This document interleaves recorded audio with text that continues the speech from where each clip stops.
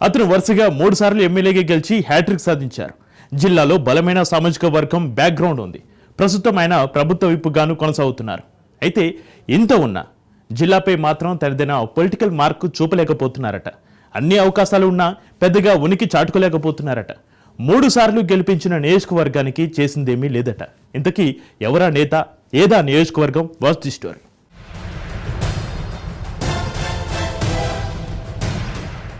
ఎన్నికల్లో 3 సార్లు వరుసగా గెలిచి హ్యాట్రిక్. సమస్యల్ని పట్టించుకోని ఇచ్చాపురం ఎమ్మెల్యే. బెందాళం అశోక్ పనితీరుపై ప్రజల అసంతృప్తి. ఆంధ్రప్రదేశ్కి ఈశాన్య దిక్కున చిట్ట చివర ఉన్న నియోజకవర్గం శ్రీకాకుళం జిల్లాలోని ఇచ్చాపురం. ఇది ఆంధ్ర, ఒడిశా సరిహద్దు నియోజకవర్గం కూడా. ఈశాన్య దిక్కున ఉండడంతో రాజకీయ పార్టీలకు ఈ నియోజకవర్గం అంటే ఒక సెంటిమెంట్. అందుకే ఇక్కడి నుంచి కార్యక్రమాలను ప్రారంభించడం లేదా ఇక్కడ ముగింపు పలకడం వంటివి చేస్తూ ఉంటాయి రాజకీయ పార్టీలు. అలాంటి రాజకీయ వర్గం కొంతకాలంగా టీడీపీకి కంచుకోటగా మారిపోయింది. ప్రస్తుత ఎమ్మెల్యే బెందాళం అశోక్ ఇక్కడి నుంచి టీడీపీ తరపున వరుసగా 3 సార్లు ఎమ్మెల్యేగా గెలిచి హ్యాట్రిక్ సాధించారు. అయితే 3 సార్లు గెలిచినా జిల్లా రాజకీయాల్లో తన మార్క్ మాత్రం చూపించలేకపోతున్నారట.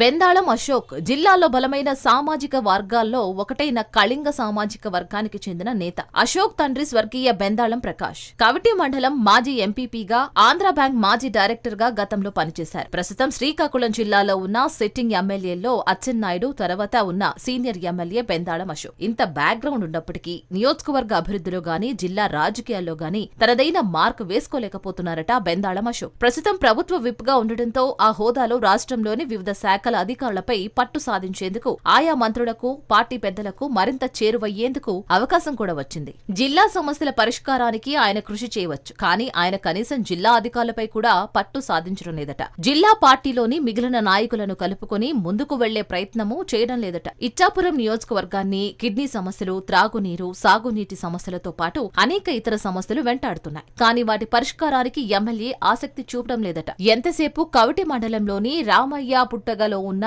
తన నివాసానికే బెందాళం అశోక్ పరిమితమవుతున్నారన్న విమర్శలు వినిపిస్తున్నాయి.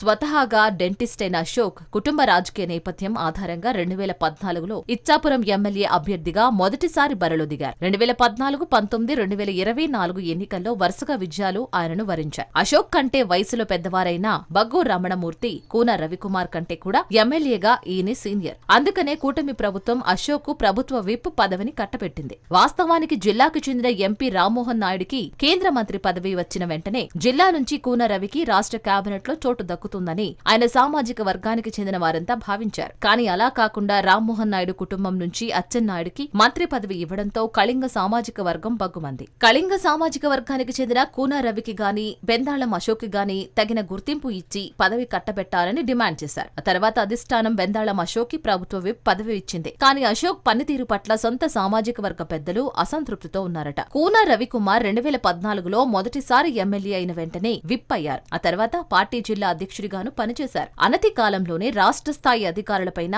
జిల్లా నాయకులపైన పట్టు సాధించారు. జిల్లాలో అచ్చెన్నాయుడిని ఎదిరించి నిలబడ్డారంటూ కూన రవి పనితీరుతో అశోక్ పనితీరును బేరీజు వేసుకుంటున్నారట నియోజకవర్గ ప్రజలు.